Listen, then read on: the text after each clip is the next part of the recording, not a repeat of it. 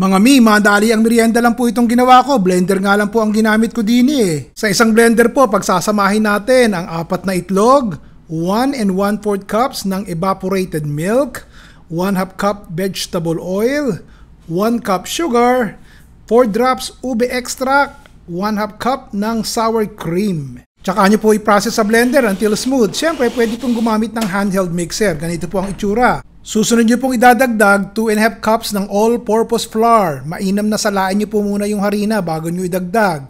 Kung meron po kayong 1/4 cup ng ube powder, pwede nyo rin pong idagdag. 3 kutsaritang baking powder.